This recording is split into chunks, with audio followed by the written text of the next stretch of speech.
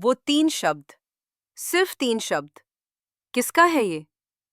जानते हो, जब किसी की आंखों में प्यार की जगह शक दिखे, तो दिल टूटने की आवाज नहीं आती, बस सन्नाटा छा जाता है।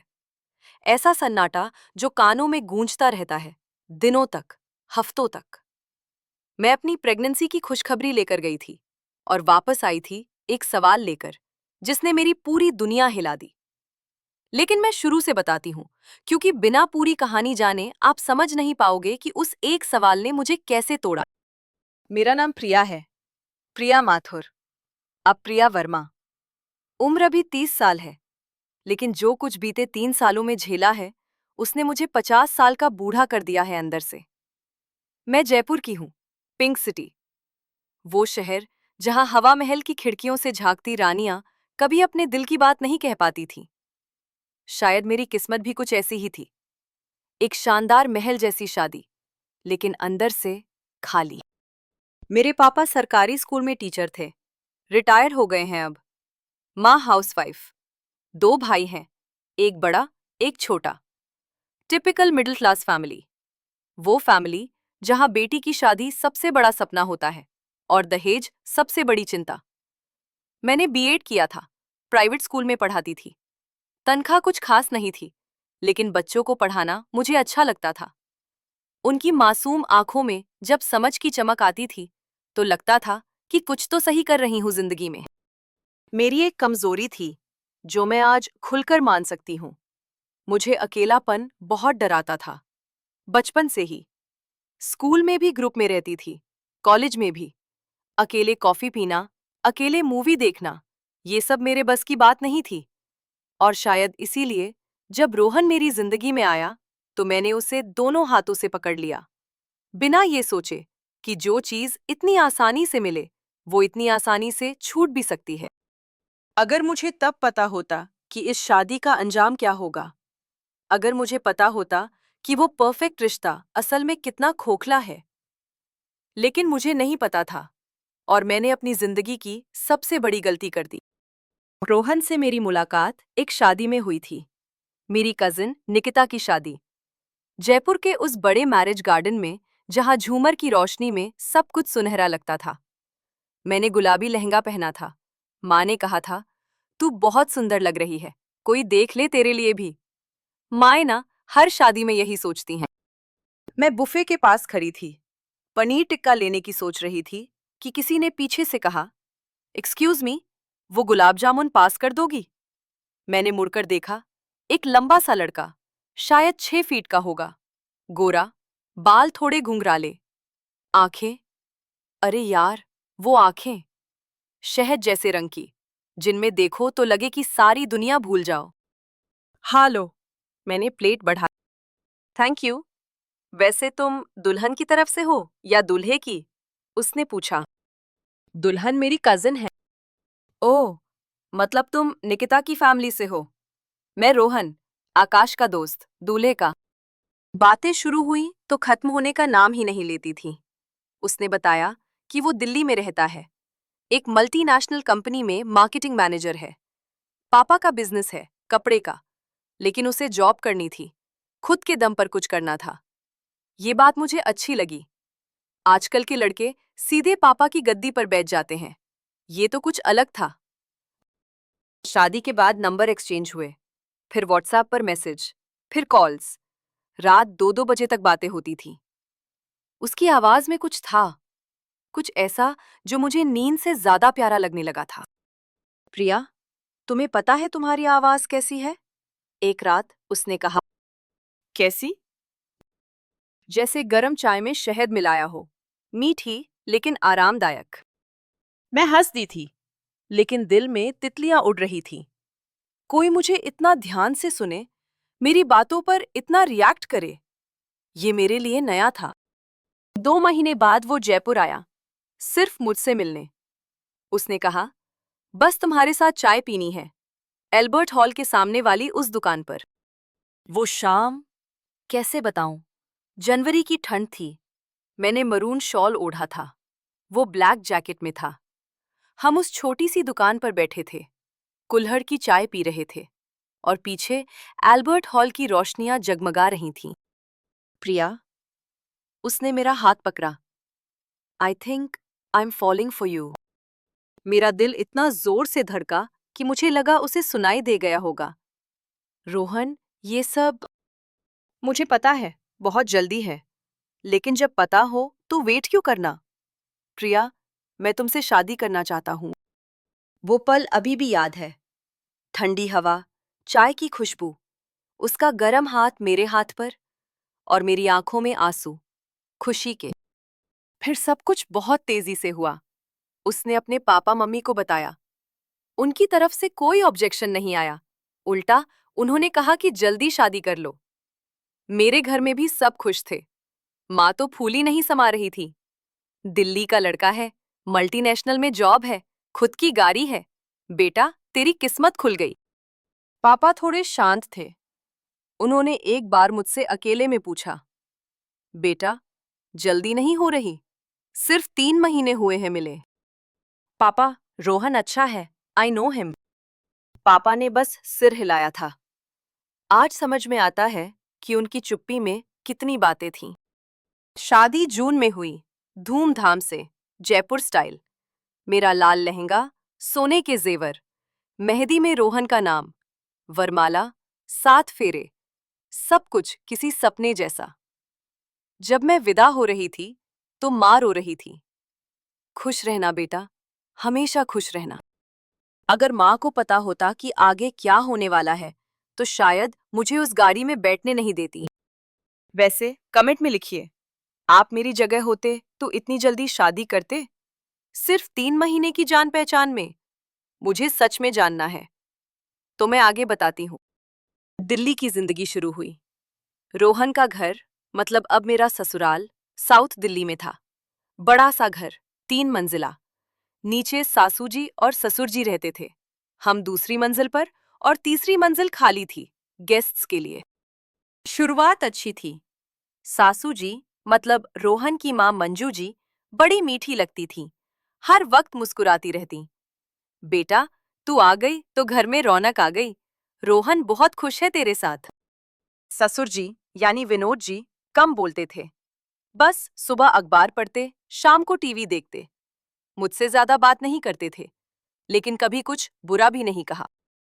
रोहन ऑफिस चला जाता सुबह, शाम 7-8 बजे आता। शुरू में वो जल्दी आता था, मेरे लिए फूल लाता, चॉकलेट लाता। वीकेंड पर हम बाहर जाते, कनॉट प्लेस में कॉफी पीते, इंडिया गेट पर आइसक्रीम खाते। प्रिया, तुम्हें पता है मुझे तुम्हारे साथ क्या अच्छा लगता है? एक रात उसने कहा। क्या? तुम मुझसे कुछ नहीं मांगती, जैसी हो वैसी ही रहती हो। नो ड्रामा, नो नखरे। मैं मुस्कुरा दी, लेकिन अब सोचती हूँ शायद यही प्रॉब्लम थी। मैं कुछ मांगती नहीं थी, तो उसे लगा कि मुझे कुछ देना भी जरूरी नहीं। पहला साल ठीक ठाक गया। कुछ छोटी मोटी बातें थीं जिन्हें मैंने नजरअंदाज कर दिया, जैसे सासू जी का कभी कभी ताना मारना। अरे, इतनी धीरे धीरे क्यों करती है काम? तेरी माँ ने नहीं सिखाया? या फिर हमारे घर में बहू लोग 9 बजे तक सो नहीं रहती थी। मैं बस चुप रहती थी। माँ ने कहा था, ससुराल में पहले साल बस हाँ में हाँ मिला, सब ठीक हो जाएगा। रोहन से जब मैंने कुछ बोला तो उसने कहा, प्रिया, माँ ऐसी ही है, इग्नोर करो, उनकी उम्र हो गई, बदल नहीं पाएंगी। मैंने माना, क्योंकि मुझे लगा कि प्यार में कॉम्प्रोमाइज करना पड़ता है। लेकिन धीरे धीरे कुछ चीजें बदलने लगीं। रोहन का ऑफिस से लेट आना बढ़ गया। पहले 7 बजे आता था, फिर 8, फिर 9, फिर कभी कभी 11। मीटिंग थी, वो कहता। क्लाइंट के साथ डिनर था। फोन पर उसकी बातें कम हो गईं। पहले जब मैं कॉल करती थी तो खुश होता था। अब बाद में बात करता हूँ बोलकर रख देता था। और एक बात जो मुझे बहुत खलती थी, जब भी मैं उससे इंटीमेट होने की कोशिश करती तो वो बहाने बनाता। थक गया हूँ, सिरदर्द है, कल अर्ली मीटिंग है। मैं सोचती थी कि शायद वर्क प्रेशर है, लेकिन कुछ था जो सही नहीं लग रहा था।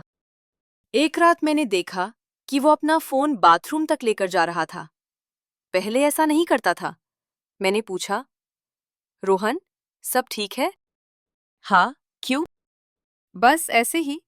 तुम थोड़े बदले बदले लग रहे हो। वो हंसा, लेकिन वो हंसी उसकी आंखों तक नहीं पहुंची। प्रिया, तुम बहुत सोचती हो। सब ठीक है। और तभी कुछ ऐसा हुआ जिसने सब कुछ बदल दिया। लेकिन वो थोड़ी देर बाद। पहले आपको पूरा कॉन्टेक्स्ट समझना जरूरी है। शादी के 1.5 साल बाद एक दिन सासू जी ने मुझे बैठाया। प्रिया बेटा, कुछ बात करनी है। मैं समझ गई। वो खुशखबरी का सवाल। बेटा, तू और रोहन साथ रहते हो, लेकिन अभी तक कोई गुड न्यूज़ नहीं। सब ठीक है ना? जी माँ जी, सब ठीक है। बस रोहन बहुत बिजी रहते हैं। हम सोच रहे हैं 1-2 साल बाद। सासू जी का चेहरा बदल गया। 1-2 साल बाद? बेटा, मैं कब तक इंतजार करूं? मेरी उम्र हो रही है। मुझे अपने पोते को गोद में लेना है। मैं चुप रही। क्या कहती? कि आपका बेटा मुझे छूता ही नहीं? कि हफ्तों गुजर जाते हैं, लेकिन हम पति पत्नी जैसे रहते ही नहीं? उस रात मैंने रोहन से बात की। रोहन, माँ जी ने आज पूछा बच्चे के बारे में। रोहन खिड़की के पास खड़ा था, बाहर देख रहा था। तुम कुछ बोलोगे नहीं? क्या बोलूं प्रिया? माँ को बोल दो, अभी नहीं, बाद में। रोहन, प्रॉब्लम क्या है? मेरी आवाज थोड़ी तेज हो गई। तुम महीनों से मुझसे दूर हो। क्या मैंने कुछ किया? वो मुड़ा। उसकी आंखों में कुछ था, कुछ ऐसा जो मुझे डरा रहा था। प्रिया, सब ठीक है। बस टाइम दे मुझे। कितना टाइम रोहन? मैं तुम्हारी बीवी हूं। मुझे हक है जानने का। वो चुप रहा। बस चुप। उस रात मैं बहुत रोई, तकिए में मुंह दबाकर, ताकि आवाज न जाए। फिर एक दिन कुछ हुआ। मैं रोहन का कमरा साफ कर रही थी, उसके कों का, पिछले महीने का। और उस वक्त रोहन ने मुझसे कहा था कि वो मुंबई गया है ऑफिस के काम से। मेरा हाथ कांप रहा था। होटल जयपुर का था, मेरे शहर का। मैंने उस पर्ची को अपने पास रख लिया।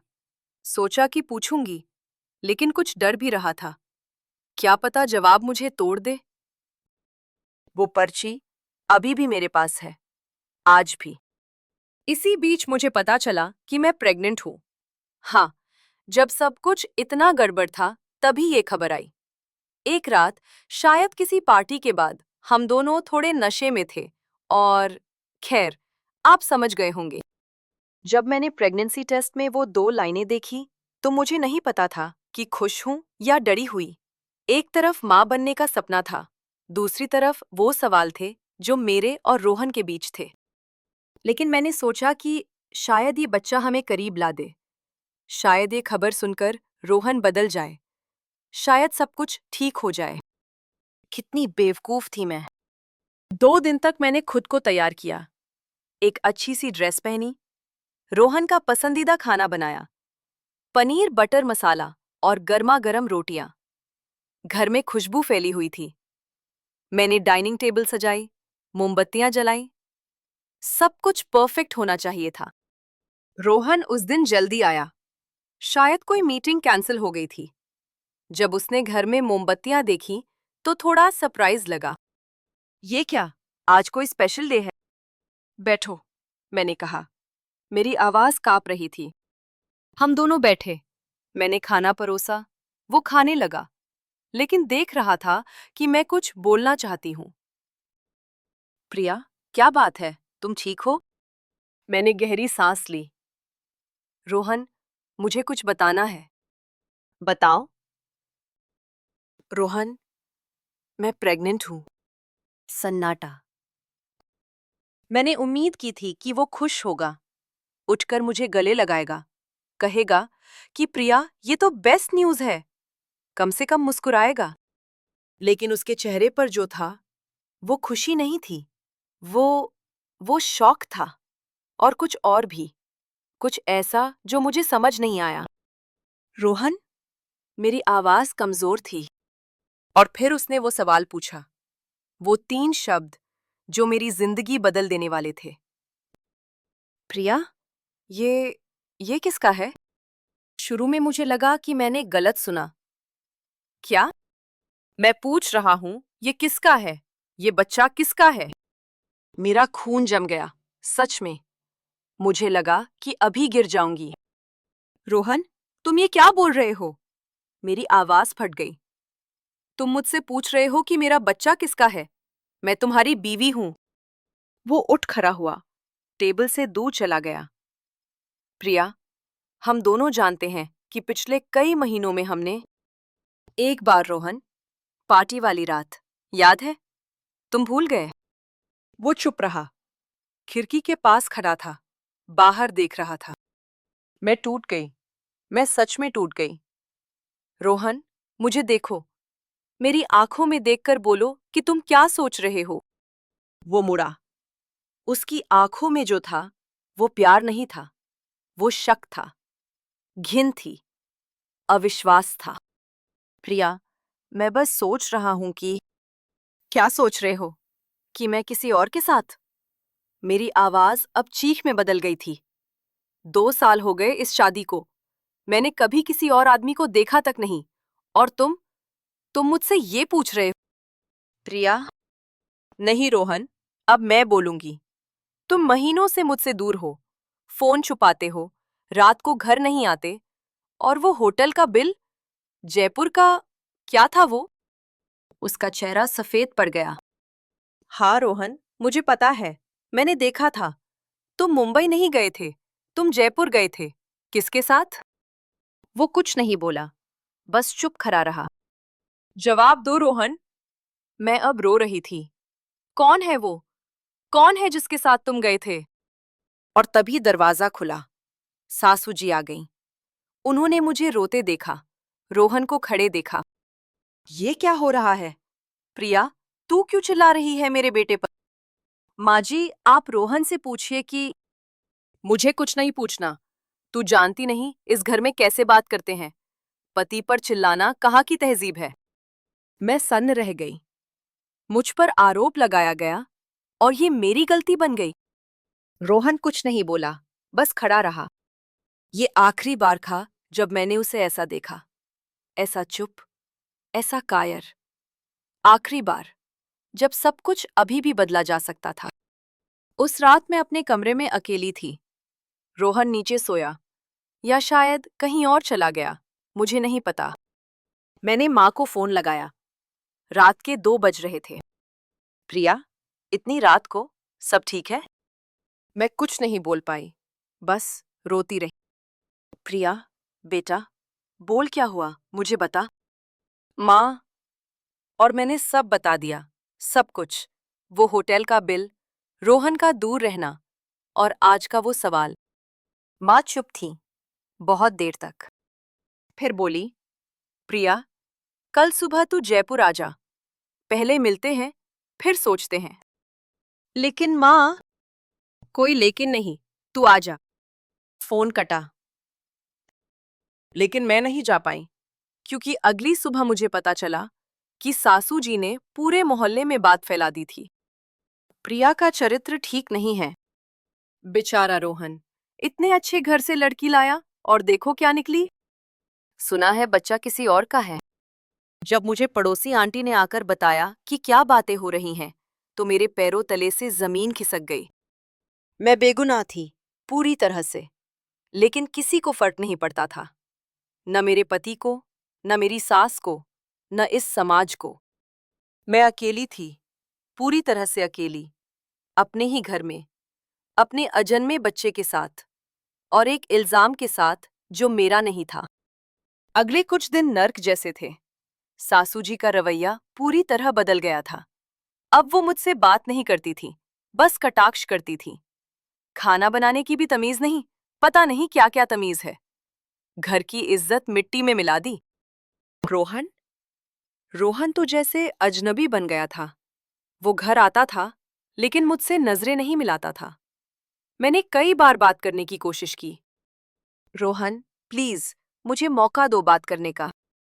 प्रिया, मुझे टाइम चाहिए। कितना टाइम? और किस लिए?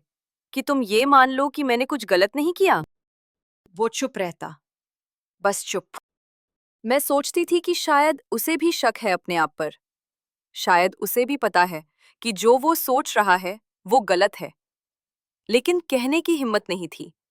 या फिर कोई और बात थी, कुछ ऐसा जो वो छुपा रहा था। एक दिन मैंने नीलम दीदी से बात की। नीलम दीदी रोहन की बड़ी बहन थी, जो पुणे में रहती थी अपने पति के साथ। बहुत अच्छी थी। शादी में मिली थी तो बोली थी, प्रिया कभी कोई प्रॉब्लम हो तो मुझे बता, रोहन का मैं देख लूंगी। मैंने उन्हें फोन किया और रोते रोते सब बताया। वो बहुत देर तक चुप रहीं, फिर बोली, प्रिया एक बात बता, तूने रोहन से उस होटल वाली बात पूछी? पूछी, उसने कुछ नहीं कहा। वो सोच रही थी। प्रिया, मैं कुछ पता करती हूँ, तू अभी शांत रहे। दीदी, मुझे समझ नहीं आ रहा कि क्या करूं। मैंने कुछ नहीं किया, फिर भी। मुझे पता है प्रिया, मैं तेरे साथ हूं। वो फोन एक उम्मीद की किरण था, लेकिन आगे जो हुआ उसने वो किरण भी बुझा दी। 2 दिन बाद दीदी का फोन आया। उनकी आवाज अजीब थी, भारी, जैसे कुछ कहना चाहती हों लेकिन कह नहीं पा रही हों। प्रिया, मुझे तुझसे मिलना है, मैं परसों दिल्ली आ रही हूँ। दीदी, क्या हुआ? फोन पर बताइए ना। फोन पर नहीं, मिलकर बताऊंगी। मेरा दिल बैठ गया। कुछ था, कुछ बड़ा था। उस रात मैं सो नहीं पाई, करवटें बदलती रही। मेरे पेट में जो बच्चा था, उसकी पहली हरकत मैंने उस रात महसूस की। एक हल्की सी हलचल, जैसे वो भी कह रहा हो कि माँ, मैं हूं, तू अकेली नहीं। मैंने अपने पेट पर हाथ रखा और रोई। बेटा या बेटी, जो भी हो, मैं तेरे साथ हूं, तू भी मेरे साथ रह। नीलम दीदी आईं, मुझे अकेले में मिली। हम छत पर गए, जहां कोई नहीं था। उनके हाथ में एक लिफाफा था। प्रिया, जो मैं बताने वाली हूं, उससे तुझे बहुत तकलीफ होगी, लेकिन तुझे जानना जरूरी है। मैं चुप रही। रोहन का अफेयर है, पिछले 2 साल से। मेरी सांस रुक गई। लड़की का नाम काजल है, जयपुर की है। रोहन ने मुंबई में एक कॉन्फ्रेंस में मिला था उससे। तब से 2 साल? मेरी आवाज फुसफुसाहट बन गई। यानी हमारी शादी के। हाँ प्रिया, शादी के 6 महीने बाद से। मेरी दुनिया घूम गई, सब कुछ धुंधला होने लगा। ये लो, दीदी ने लिफाफा मुझे दिया। इसमें कुछ फोटोज हैं और चैट्स के स्क्रीनशॉट्स। मेरे एक दोस्त ने पता लगाया।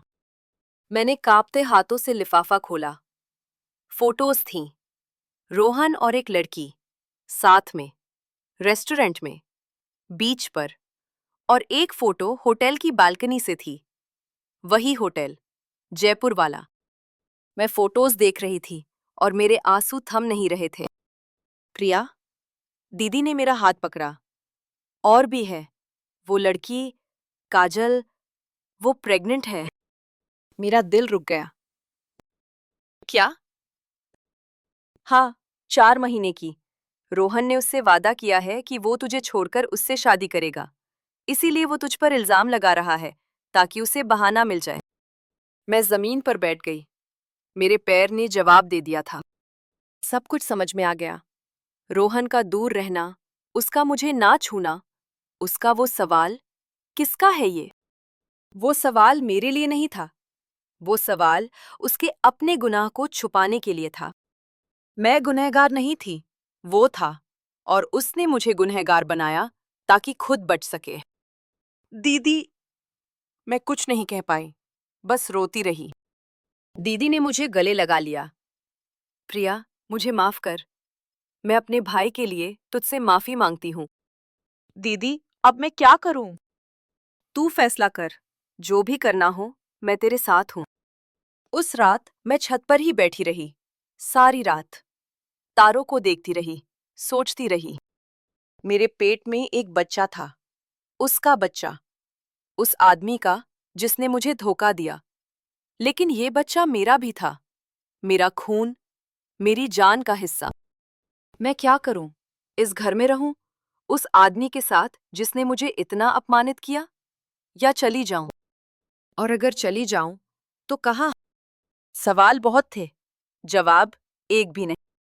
सुबह होने लगी थी। आसमान में लाली फैल रही थी और मुझे एक बात समझ आ गई। ये लड़ाई अभी खत्म नहीं हुई थी। ये तो बस शुरुआत थी। मैं उठी, अपने कमरे में गई। आईने में खुद को देखा।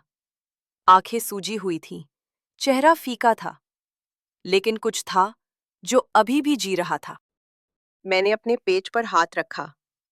बेटा, तेरी माँ कमजोर नहीं है। देख, अभी तुझे दिखाती हूँ। और फिर मैंने एक फैसला किया, वो फैसला जिसने सब कुछ बदल दिया।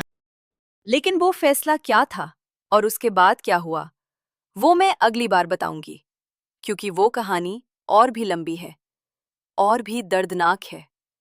लेकिन उसका अंत कुछ ऐसा है जिसकी मैंने कभी कल्पना भी नहीं की थी। बस इतना कहूंगी, उस सुबह जो प्रिया जागी, वो रात वाली प्रिया नहीं थी। वो एक नई औरत थी। एक ऐसी औरत जिसने तय कर लिया था कि अब वो टूटेगी नहीं। और जो टूटता नहीं, वो बदलता है, हमेशा के लिए। उस सुबह मैंने जो फैसला किया, वो मेरी जिंदगी का सबसे मुश्किल फैसला था। मैंने तय किया कि मैं चुप नहीं बैठूंगी, मैं सच्चाई सामने लाऊंगी। लेकिन पहले मुझे सबूत चाहिए थे, पक्के सबूत, जो कोई झुठला न सके। नीलन दीदी ने जो फोटोज और चैट्स दिए थे, वो काफी थे रोहन को एक्सपोज करने के लिए। लेकिन मैं जानती थी कि सासू जी कभी नहीं मानेंगी। वो अपने बेटे को भगवान मानती थी। उनकी नजर में गलती हमेशा बहू की होती है, बेटे की कभी नहीं। उस दिन मैंने एक काम किया जो मैंने पहले कभी नहीं किया था। मैंने रोहन का फोन चेक करने की सोची। हाँ, मुझे पता है ये गलत है, किसी की प्राइवेसी में झांकना। लेकिन जब आप पर झूठा इल्जाम लगे, जब आपके चरित्र पर सवाल उठे, तो आप क्या करोगे? बैठकर रोओगे? मैं वो प्रिया नहीं रही थी। याद है पार्ट में मैंने बताया था कि रोहन अपना फोन बाथरूम तक लेकर जाता था। तब मैंने उस पर ध्यान नहीं दिया। कितनी बड़ी गलती थी मेरी। अगर मैं तभी अलर्ट हो जाती, तो शायद इतना दर्द न झेलना पड़ता। एक दोपहर रोहन ऑफिस से जल्दी आया। उसे बुखार था। उसने दवाई खाई और सो गया। मैं किचन में थी, चाय बना रही थी कि उसका फोन बज उठा। मैंने देखा, फोन बेडरूम में चार्ज पर लगा था। रोहन गहरी नींद में था। मेरा दिल जोर जोर से धड़क रहा था। मैंने फोन उठाया। स्क्रीन पर नोटिफिकेशन थी। एक व्हाट्सएप मैसेज, काजल नाम से। बेबी, कब आओगे? बहुत याद आ रही है। और डॉक्टर ने कहा है कि अगले हफ्ते से बेड रेस्ट। मेरे हाथ कांप गए। मैंने फोन अनलॉक करने की कोशिश की। पासवर्ड था। मैंने सोचा, क्या होगा? फिर याद आया, रोहन की एनिवर्सरी डेट, हमारी शादी की डेट। और हाँ, वो पासवर्ड था। कितना आयरॉनिक। फोन खुल गया। जो मैंने अगले 15 मिनट में देखा, वो मुझे हमेशा याद रहेगा। काजल के साथ chat. I love you baby, तुम्हारे बिना नहीं रह सकता। बस कुछ महीने और, फिर हम साथ होंगे। और फोटोज, उन दोनों की। कुछ ऐसी फोटोज जो देखकर मेरा मन करा कि मैं उल्टी कर दूं। लेकिन एक चैट ने मुझे सबसे ज्यादा तोड़ा। काजल, रोहन, प्रिया को कब बताओगे? जल्दी ही, पहले उसके खिलाफ प्रूफ इकट्ठा कर रहा हूं। काजल, कैसा प्रूफ? उसका कैरेक्टर। मैं माँ को कन्विंस कर रहा हूं कि बच्चा मेरा नहीं है, फिर डिवोर्स आसान हो जाएगा। तुम बहुत स्मार्ट हो। सब तुम्हारे लिए और हमारे बच्चे के लिए। मैं वहीं जमीन पर बैठ गई। फोन हाथ से गिर गया। आंखों से आंसू बह रहे थे, लेकिन आवाज नहीं निकल रही थी। ये आदमी जिससे मैंने शादी की, जिसे मैंने अपना सब कुछ दिया, वो मुझे फंसाने की साजिश रच रहा था। मेरे ही बच्चे को दूसरे का बता रहा था, ताकि वो आसानी से मुझसे छुटकारा पा सके, ताकि वो अपनी प्रेमिका के साथ नई जिंदगी शुरू कर सके। मेरा दिल टूट गया। नहीं, टूटना तो पहले ही हो गया था। ये तो उन टुकड़ों को भी पीस कर रख दिया। मैंने गहरी सांस ली, फोन उठाया, सारे चैट्स के स्क्रीनशॉट्स लिए, फोटोज सेव की। फिर फोन वापस चार्ज पर रख दिया। रोहन अभी भी सो रहा था। मैं किचन में गई, चाय बनाई और उस चाय के साथ मैंने अपना अगला कदम सोचा। 1 सेकंड रुकिए और सोचिए, आप मेरी जगह क्या करते? कमेंट्स में जरूर बताइए। और मैं बताती हूँ कि मैंने क्या किया। मैंने सीधे अपने पापा को फोन किया। पापा, मुझे आपसे मिलना है, बहुत जरूरी है। पापा की आवाज में चिंता थी। क्या हुआ बेटा, सब ठीक है? नहीं पापा, कुछ भी ठीक नहीं है, लेकिन फोन पर नहीं बता सकती। आप और माँ कल दिल्ली आ सकते हो? हम आज रात की ट्रेन से निकलते हैं। अगले दिन सुबह पापा और माँ आ गए। मैं उन्हें स्टेशन लेने गई। जब माँ ने मुझे देखा तो उनकी आंखों में आंसू आ गए। प्रिया, तेरा चेहरा। मैं दुबली हो गई थी। आंखों के नीचे काले सर्कल्स थे, बाल बेजान थे। माँ ने मुझे गले लगा लिया और रोने लगी। पापा चुप रहे, बस मेरा हाथ पकड़ा और बोले, चल, पहले कहीं बैठकर बात करते हैं। हम एक कैफे में गए। वहां मैंने उन्हें सब बताया, शुरू से।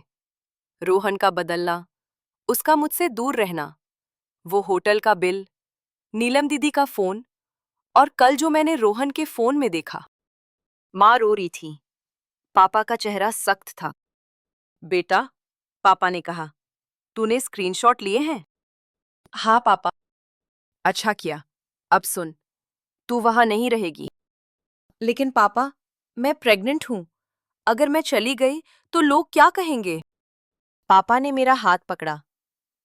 लोग जो कहना है कहेंगे, लेकिन मेरी बेटी की इज्जत और उसके बच्चे की सेफ्टी से बड़ा कुछ नहीं। तू आज ही सामान पैक कर, हम तुझे लेकर जयपुर जा रहे हैं। और रोहन? रोहन से मैं बात करूंगा, और अगर जरूरत पड़ी तो कानून से बात करूंगा। मैंने पापा की आंखों में देखा।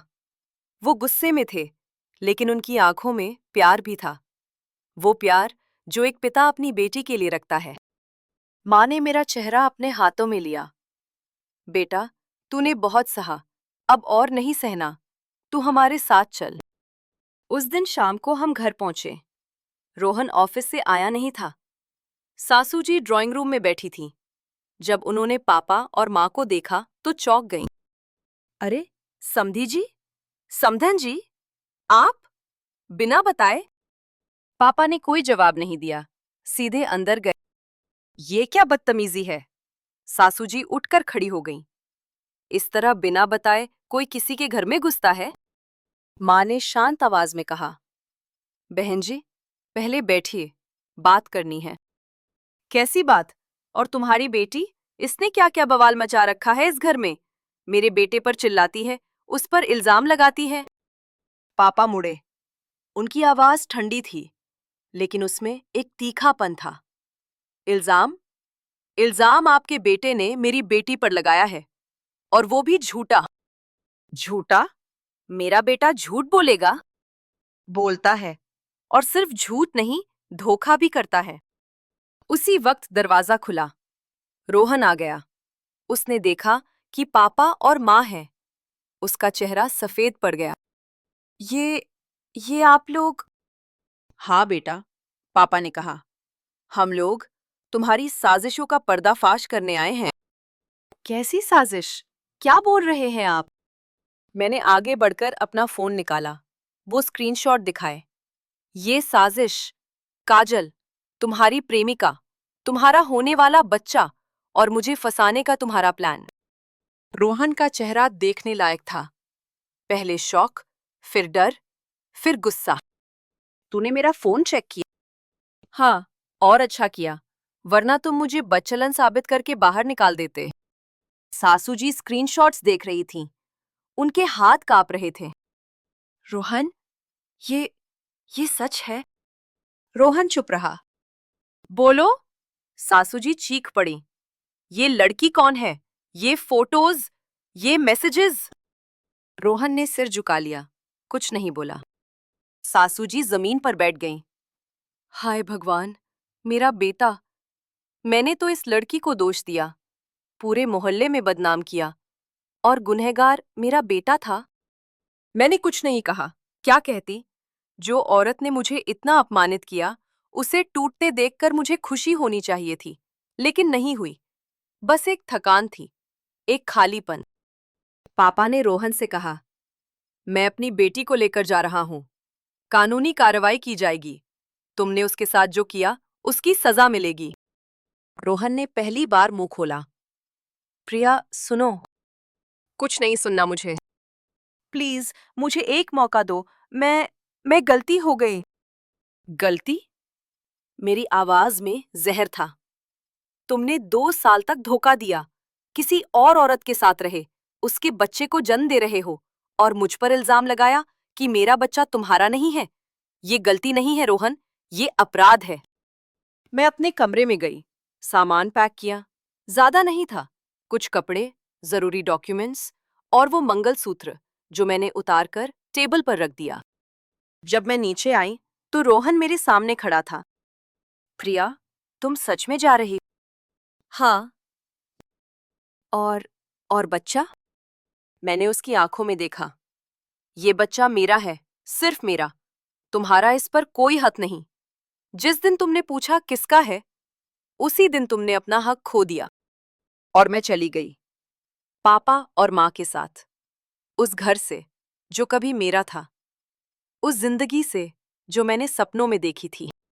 जयपुर आकर पहले कुछ दिन बहुत मुश्किल थे।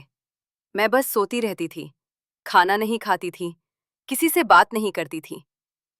डॉक्टर ने कहा कि स्ट्रेस बच्चे के लिए अच्छा नहीं है, लेकिन मैं स्ट्रेस को कंट्रोल कैसे करती?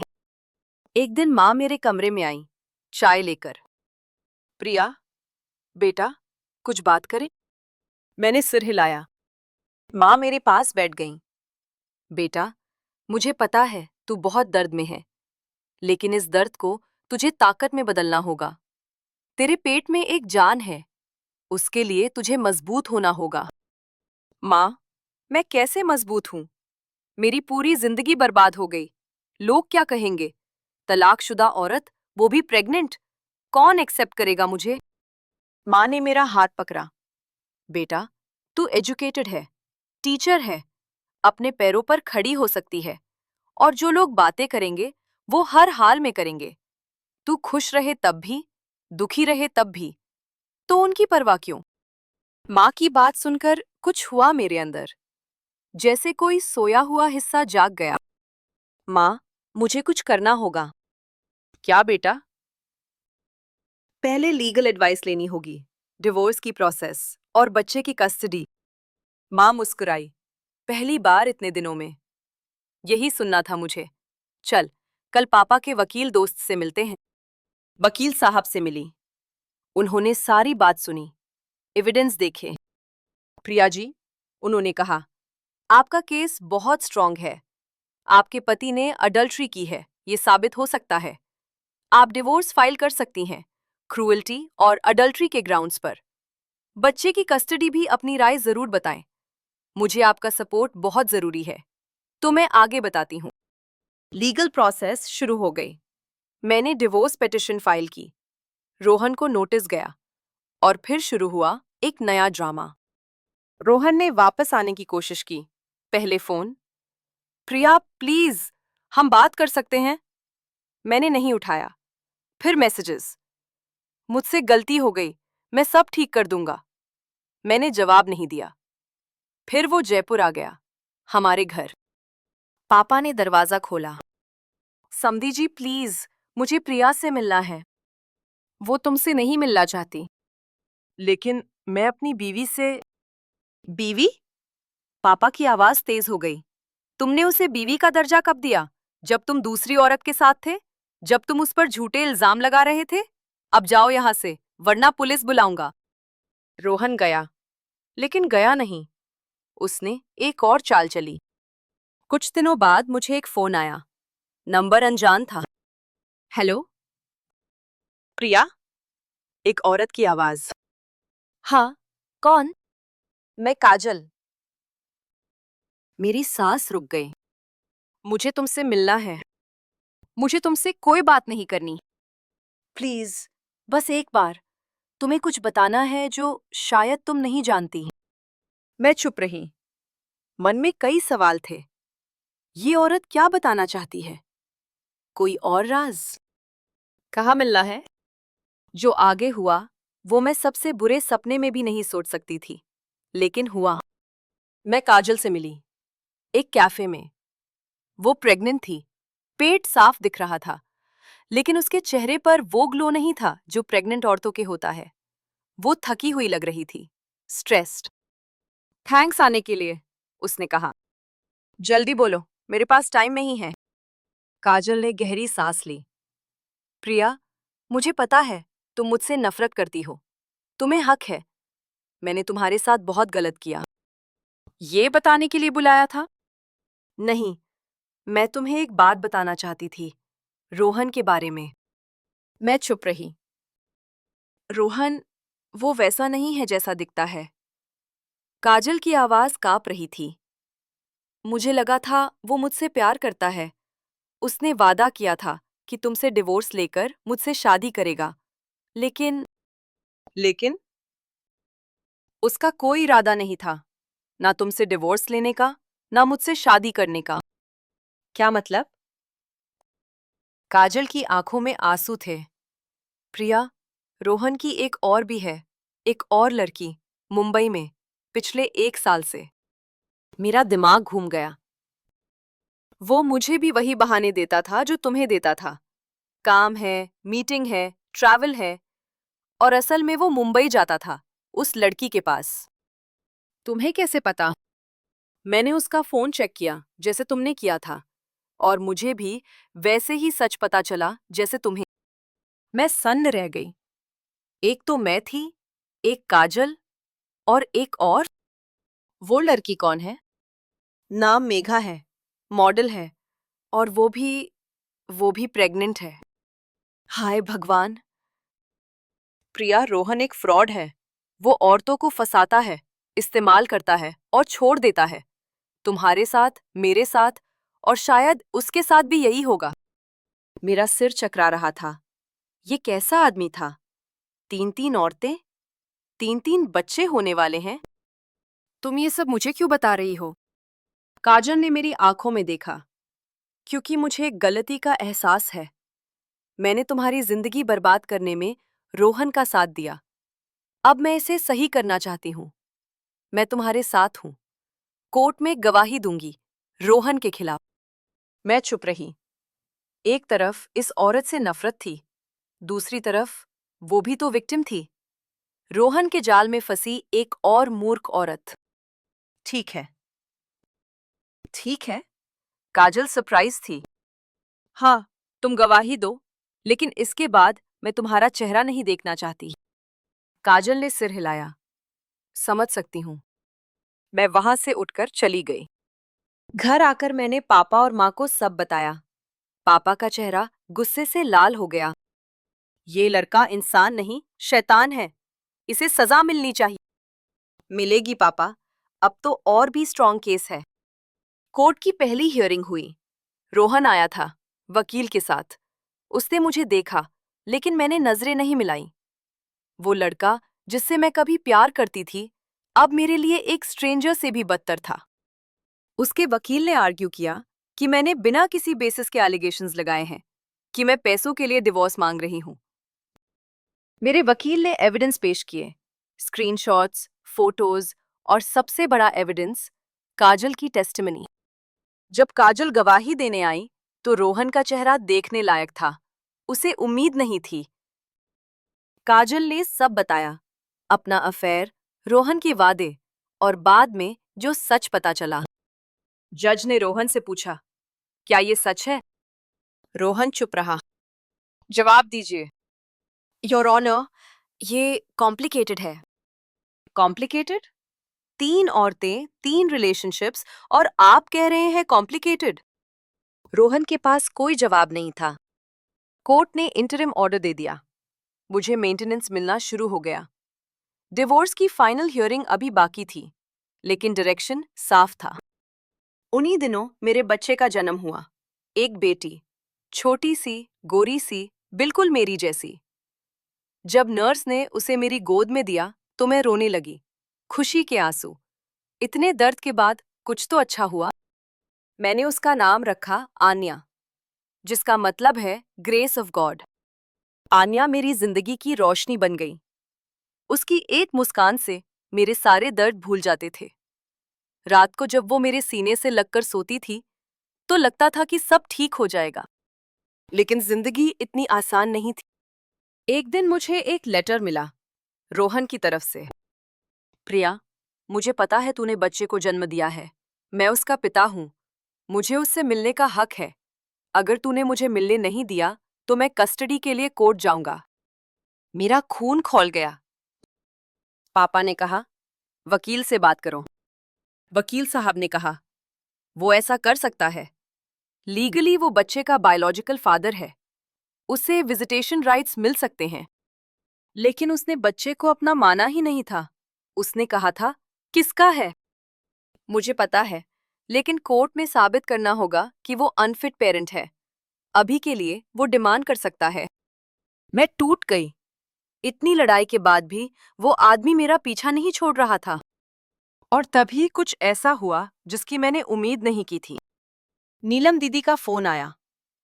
प्रिया, मुझे तुझसे बात करनी है, बहुत जरूरी है। बोलिए दीदी। फोन पर नहीं, मैं जयपुर आ रही हूँ। 2 दिन बाद दीदी आईं। उनके साथ एक लिफाफा था। प्रिया, जो मैं बताने वाली हूँ वो सुनकर शायद तुझे बहुत शौक होगा, लेकिन तुझे जानना जरूरी है। मेरा दिल जोर से धड़क रहा था। ये क्या है दीदी? ये रोहन के मेडिकल रिकॉर्ड्स हैं। Medical records? दीदी ने लिफाफा खोला, कुछ पेपर्स निकाले। प्रिया, रोहन रोहन बच्चे का पिता नहीं हो सकता। क्या? उसे एक मेडिकल कंडीशन है, एजोस्पर्मिया, जिसका मतलब है कि उसके स्पर्म में। मेरा सिर चकरा गया। दीदी, आप क्या कह रही हैं? अगर वो बच्चे का पिता नहीं हो सकता तो आन्या। आन्या तेरी बेटी है, लेकिन रोहन की नहीं। लेकिन ये कैसे पॉसिबल है? मैंने कभी किसी और के साथ। और तभी मुझे याद आया, वो रात, शादी के कुछ महीने बाद, रोहन की ऑफिस पार्टी। मैं बहुत नशे में थी। रोहन कहीं गायब हो गया था और कोई था जिसने मुझे रूम तक पहुंचाया था। कोई जो रोहन का दोस्त था। मेरी आंखों के सामने अंधेरा छा गया। दीदी, ये सच है? दीदी ने मेरा हाथ पकड़ा। प्रिया, मुझे नहीं पता उस रात क्या हुआ था, लेकिन एक बात पक्की है, रोहन को ये सब पता था। उसे पता था कि वो बच्चे का पिता नहीं हो सकता। इसीलिए उसने तुझ पर इल्जाम लगाया। इसीलिए उसने कहा, किसका है? वो बिगिनिंग से जानता था। मेरी दुनिया एक बार फिर बिखर गई। और तभी मुझे कुछ ऐसा पता चला जिसने सब कुछ पूरी तरह बदल दिया। लेकिन वो अगले पार्ट में। अभी तो बस इतना कि उस रात, उस पार्टी में जो हुआ था वो एक प्लान्ड क्राइम था। और उस क्राइम का मास्टरमाइंड कोई और नहीं, खुद रोहन था। मैं वही खड़ी थी, नीलम दीदी के सामने, और मेरा दिमाग सुन्न हो गया था। रोहन को पता था कि वो बच्चे का पिता नहीं हो सकता, शुरू से पता था। और उसने मुझ पर इल्जाम लगाया, मुझे बदचलन बताया, पूरे मोहल्ले में मेरी इज्जत उतारी, सिर्फ इसलिए कि वो अपना गुनाह छुपा सके। दीदी, मेरी आवाज कांप रही थी। वो पार्टी वाली रात, मुझे कुछ याद नहीं। मैं बहुत नशे में थी। रोहन कहाँ था? दीदी ने मेरा हाथ पकड़ा। प्रिया, बैठ जा। जो मैं बताने वाली हूँ वो सुनना आसान नहीं होगा। मैं बैठ गई। पैरों में जान नहीं थी। मैंने बहुत इन्वेस्टिगेशन की, रोहन के पुराने दोस्तों से बात की, उस पार्टी में जो था उससे मिली। दीदी की आवाज भारी थी। प्रिया, उस रात रोहन ने जानबूझकर तेरे ड्रिंक में कुछ मिलाया था। क्या? हाँ, उसे पता था कि वो बायोलॉजिकल फादर नहीं बन सकता और उसे एक हेयर चाहिए था। पापा की प्रॉपर्टी का मामला था। विनोद जी ने क्लियर कर दिया था कि जब तक पोता नहीं होगा, प्रॉपर्टी रोहन के नाम नहीं होगी। मेरा सिर चकरा रहा था। तो उसने उसने अपने एक दोस्त को, विक्रम को, उस रात तेरे साथ। मैं उठकर बाथरूम की तरफ भागी। उल्टी हो गई, बार बार, जब तक पेट में कुछ नहीं बचा। दीदी पीछे आई, मेरी पीठ सहलाती रही। प्रिया, मुझे माफ कर। मैं अपने भाई की बहन हूं, लेकिन जो उसने किया वो इंसान नहीं, हैवान है। मैं जमीन पर बैठ गई, बाथरूम की ठंडी टाइल्स पर, और रोई। इतना रोई कि आंसू खत्म हो गए। आन्या, मेरी बेटी, मेरी जान, वो एक एक क्राइम की निशानी थी, एक साजिश का नतीजा। नहीं, नहीं, वो मेरी बेटी है, मेरी। चाहे जो हुआ हो, वो मेरे खून से है, मेरे बदन से पैदा हुई है। उसमें उस हैवान का कोई हिस्सा नहीं। और वो पल आ गया जिससे मैं डर भी रही थी और इंतजार भी कर रही थी। सच्चाई का पल। मैंने दीदी से पूछा, विक्रम कहाँ है? दिल्ली में, अभी भी रोहन का दोस्त है। क्या उसके पास कोई प्रूफ है कि रोहन ने प्लान किया था? दीदी ने एक पेन ड्राइव निकाली। इसमें रिकॉर्डिंग है। विक्रम ने शराब में बात कर दी थी किसी से। उसने रिकॉर्ड कर लिया, मुझे पैसे देकर बेची। मैंने वो पेन ड्राइव ऐसे पकड़ी जैसे वो सोने की हो। अगले कुछ दिन मैंने अपने आप को कलेक्ट किया, वकील साहब से मिली, सारा एविडेंस दिखाया। उनका चेहरा देखने लायक था। प्रिया जी, ये तो क्रिमिनल केस है। Rape, ड्रगिंग, conspiracy. इस आदमी को जेल होनी चाहिए। मुझे पता है। आप एफआईआर करेंगे? मैंने गहरी सांस ली। हाँ, सोच लीजिए, कोर्ट केस होगा, मीडिया में आएगा, लोग बातें करेंगे, आपका नाम। मेरा नाम पहले ही बदनाम हो चुका है वकील साहब, अब बारी उसकी है।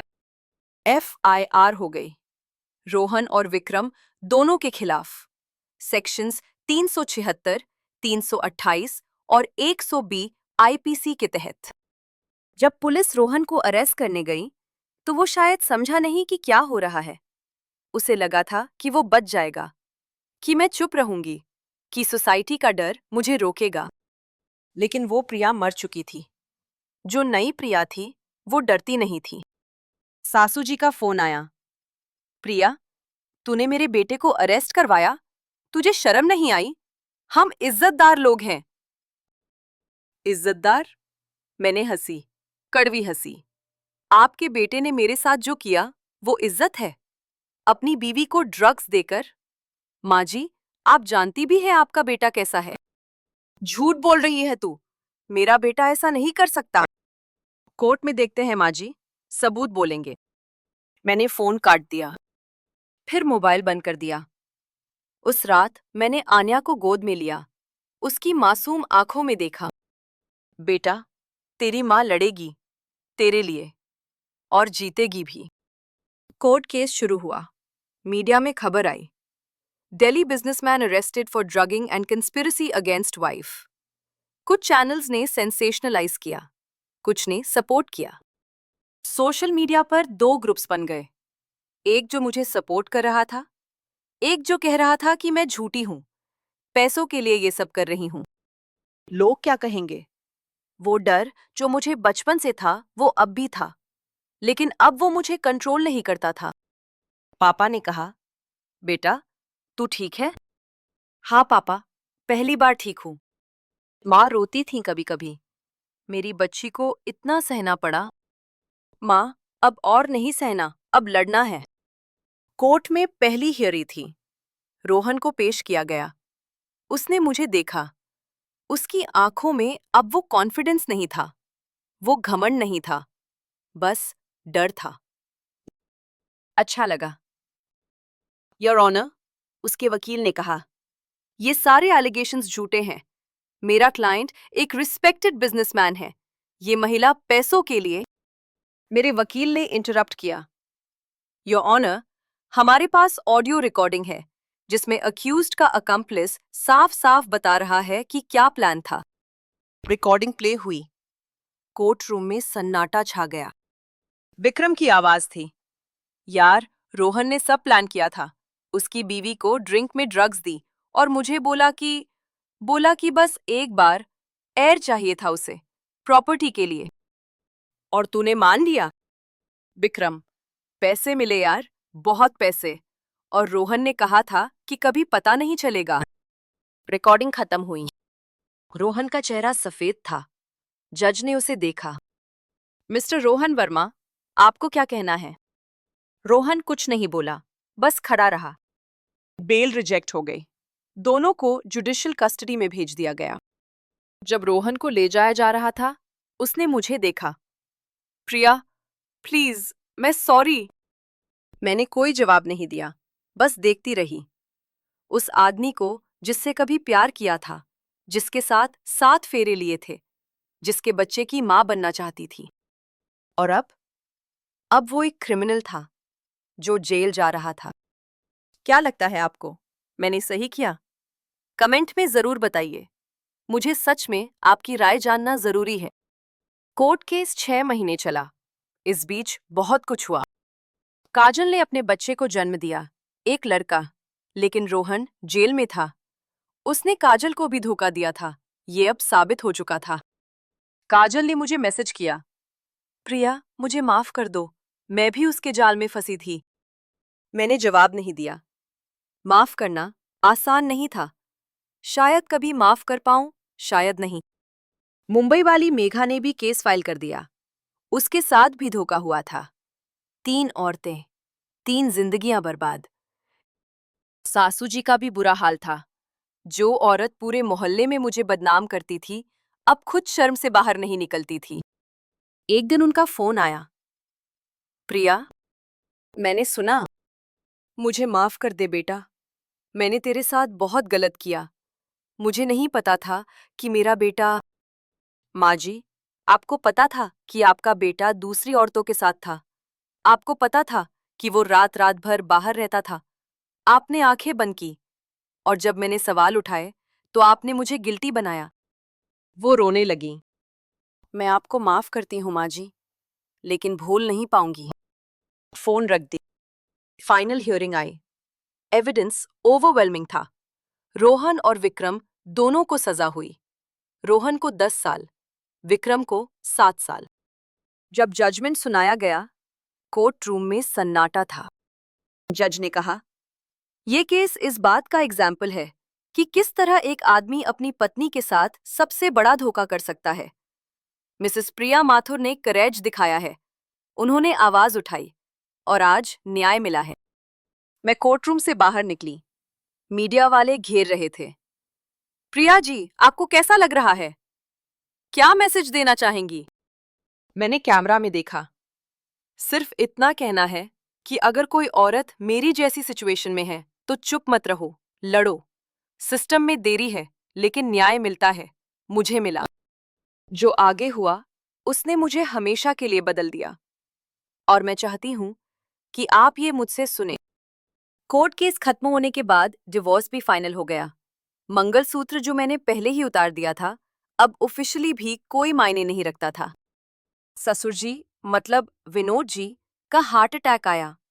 शायद शर्म और गिल्ट की वजह से। वो बच गए, लेकिन अब बिस्तर पर हैं।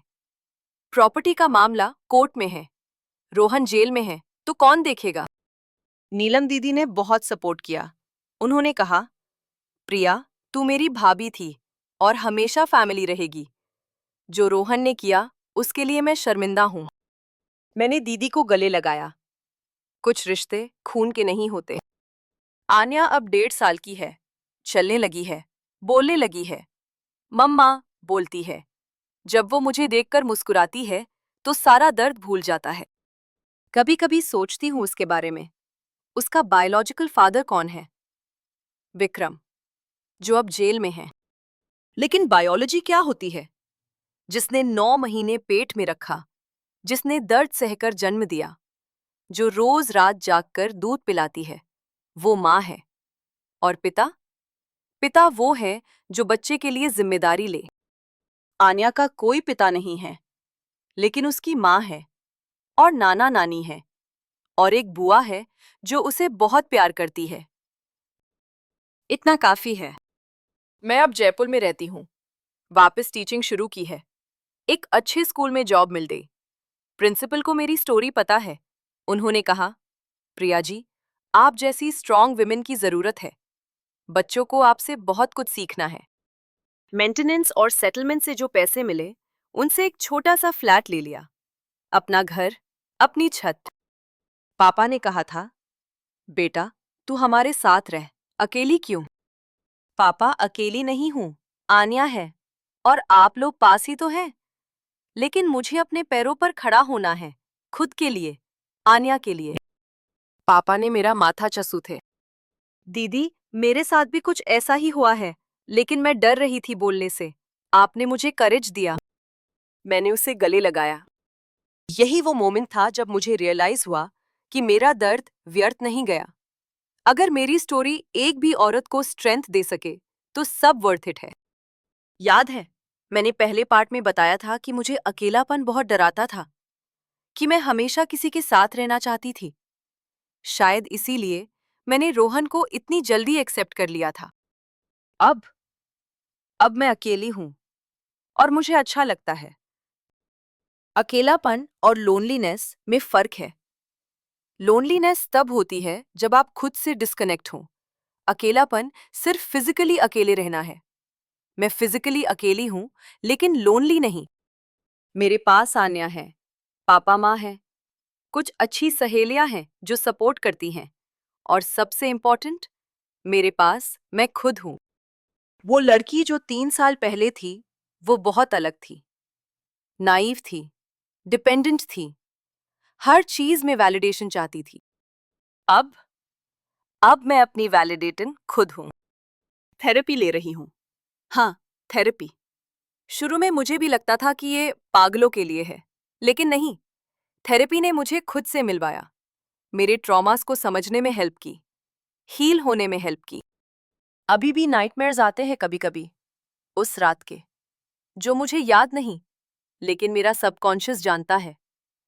थेरेपिस्ट ने कहा है कि टाइम लगेगा, लेकिन मैं हील हो रही हूं। कुछ लोग पूछते हैं, प्रिया, दोबारा शादी करोगी? मुझे नहीं पता, अभी तो नहीं। अभी मेरा फोकस आन्या पर है, अपने करियर पर है, खुद पर है। शायद कभी कोई आए जो मुझे और मेरी बेटी को एक्सेप्ट करे, जो मेरे पास्ट को जज न करे, जो पार्टनर बने, ओनर नहीं। और अगर कोई ना आए तो भी ठीक है, मैं अधूरी नहीं हूं बिना किसी के। पिछले हफ्ते दिवाली थी। मैंने अपने छोटे से फ्लैट को सजाया, दिए जलाए, आन्या के साथ पटाखे देखे। माँ ने खीर बनाई थी, वो लाई थी। जब मैंने दिया जलाया तो एक मोमेंट के लिए सोचा, 3 साल पहले की दिवाली, रोहन के घर, सासू जी की ताने, वो महंगे कपड़े और ज्वेलरी, लेकिन अंदर खालीपन। और आज छोटा सा घर है, सस्ते कपड़े हैं, लेकिन दिल भरा हुआ है। यही दिवाली है ना, अंधेरे से उजाले की तरफ जाना। मैं अंधेरे में थी, बहुत गहरे अंधेरे में, लेकिन अब उजाला है। रोहन की माँ मंजू जी, उनका भी एक मैसेज आया था दिवाली पर। प्रिया बेटा, दिवाली की शुभकामनाएं, आन्या को मेरी तरफ से प्यार। मैंने रिप्लाई किया, शुक्रिया माँ जी, आप भी खुश रहें। इतना काफी था, न नफरत न प्यार, बस एक्सेप्टेंस, कि जो हुआ हो गया, अब आगे बढ़ना है। कभी कभी आन्या को देखती हूँ और सोचती हूँ कि जब वो बड़ी होगी तो उसे क्या बताऊंगी, उसके पिता के बारे में, उसके जन्म के बारे में। सच बताऊंगी, जब वो समझने लायक होगी। बताऊंगी कि उसकी माँ ने एक बुरे वक्त को झेला, कि उसका जन्म एक क्राइम का रिजल्ट था, लेकिन वो क्राइम नहीं है, कि वो प्यार से पैदा हुई है, मेरे प्यार से, कि उसकी माँ ने लड़ाई लड़ी और जीती। और सबसे इम्पोर्टेंट, बताऊंगी कि वो किसी की गलती की सजा नहीं है, वो मेरा तोहफा है, भगवान का दिया हुआ। हाँ भगवान, मंदिर जाती हूँ अब। पहले भी जाती थी, लेकिन बस रिचुअल्स के लिए। अब फेथ है, असली फेथ। वो फेथ जो कहता है कि जो होता है उसमें कोई मीनिंग है, कि बुरे वक्त भी गुजर जाते हैं, कि हम जितना सोचते हैं उससे ज्यादा स्ट्रांग हैं। शायद यही सबक है इस पूरी कहानी का। मैं अब वो भोली लड़की नहीं हूं जो 3 महीने की जान पहचान में शादी कर ले। मैं वो औरत हूं जिसने जहन्नुम देखा और बच निकली। जिसने अपने लिए, अपनी बेटी के लिए लड़ाई लड़ी, जो अब अपने पैरों पर खड़ी है। जानते हो, लोगों ने बहुत बातें की, तलाकशुदा है, सिंगल मदर है, केस किया अपने ही पति पर। जरूर कुछ तो होगा उसमें भी। पहले तकलीफ होती थी ये सुनकर, अब हंसी आती है। लोगों के पास बोलने के अलावा और काम क्या है? जो बोलना है बोलो, मुझे फर्क नहीं पड़ता। मेरी जिंदगी है, मेरे रूल्स हैं। और जो लोग सपोर्ट करते हैं, उनका शुक्रिया। स्कूल की प्रिंसिपल जिन्होंने मुझे जॉब दी, नीलम दीदी जिन्होंने अपने भाई के खिलाफ मेरा साथ दिया, वो अनजान औरतें जो कॉन्फ्रेंस में मिली और बोली कि मैंने उन्हें करेज दिया। ये लोग हैं मेरी असली दुनिया। आज सुबह आन्या ने पहली बार मम्मा लव यू बोला, टूटी फूटी भाषा में, लेकिन बोला। मैंने उसे गले लगाया और रोई, खुशी के आंसू। यही मोमेंट्स हैं जो जिंदगी वर्थ लिविंग बनाते हैं। छोटे छोटे मोमेंट्स जिनमें प्यार है, असली प्यार। रोहन से जो था वो प्यार नहीं था, वो अट्रैक्शन था, इन्फैचुएशन था, मे बी पोजेशन था। असली प्यार वो है जो आन्या की आंखों में है, जो माँ पापा के गले लगाने में है, जो अपने आप से है। हाँ, खुद से प्यार करना सीखा है मैंने। बहुत मुश्किल था। उस रात के बाद खुद को गंदा फील करती थी। थेरेपिस्ट ने समझाया कि जो हुआ उसमें मेरी कोई गलती नहीं, मैं विक्टिम थी, क्रिमिनल नहीं। अब मिरर में देखती हूँ और प्राउड फील करती हूँ। इस औरत ने बहुत सहा और फिर भी खड़ी है, मुस्कुरा रही है, जी रही है। शुक्रिया कि आपने मेरी कहानी आखिर तक सुनी। ये आसान नहीं था, न मेरे लिए बताना, न आपके लिए सुनना। कुछ लोग सोच रहे होंगे कि क्या ये सच है। मैं बस इतना कहूंगी कि हर औरत की अपनी कहानी है। डिटेल्स अलग हो सकती हैं, लेकिन दर्द यूनिवर्सल है। अगर ये कहानी आपको छू गई तो लाइक करें, कमेंट में बताएं कि आप क्या सोचते हैं। क्या मैंने सही किया? आप मेरी जगह क्या करते? मुझे सच में जानना है। चैनल को सब्सक्राइब करें, यहाँ और भी कहानियां हैं जो आपका इंतजार कर रही हैं। असली औरतों की असली कहानियां, दर्द की, हिम्मत की, जीत की। और याद रखिए, आपकी जिंदगी में जो भी हो, आप संभाल लेंगे। अगर मैं संभाल पाई, तो आप भी संभाल लेंगे। कभी कभी रात को जब आन्या सो जाती है, मैं छत पर जाती हूँ, तारों को देखती हूँ और सोचती हूँ कि जिंदगी कितनी अजीब है। 3 साल पहले मैं एक परफेक्ट शादी में थी, बड़ा घर, अमीर पति, रिस्पेक्टेबल फैमिली, और अंदर से टूटी हुई थी। आज मैं एक छोटे से फ्लैट में हूँ, सिंगल मदर हूँ, सोसाइटी की नजर में फेल्ड हूँ, लेकिन अंदर से पहली बार पूरी हूँ। तो क्या सही है, सोसाइटी का डेफिनेशन या अपना दिल? मैंने अपना दिल चुना, और इससे बेहतर डिसीजन मैंने कभी नहीं किया। आन्या बड़ी होगी, स्कूल जाएगी, कॉलेज जाएगी, शायद प्यार करेगी, शायद शादी करेगी। जो भी करेगी, मैं उसके साथ हूँ। और अगर कभी उसके साथ कुछ गलत हो, जो भगवान न करे, तो वो जानेगी कि उसकी माँ ने क्या किया, कि लड़ना पॉसिबल है, कि जीतना पॉसिबल है। यही मेरी लेगेसी है। बस एक आखिरी बात। उस दिन जब रोहन ने पूछा था किसका है, मेरी दुनिया बिखर गई थी। आज अगर कोई पूछे आन्या किसकी है, तो मेरा जवाब है मेरी, सिर्फ मेरी। और इसी से ज्यादा ब्यूटीफुल जवाब कोई नहीं। अगली कहानियों में मिलते हैं। तब तक अपना ख्याल रखिए और याद रखिए, आप जितना सोचते हो उससे कहीं ज्यादा स्ट्रांग हो। अलविदा।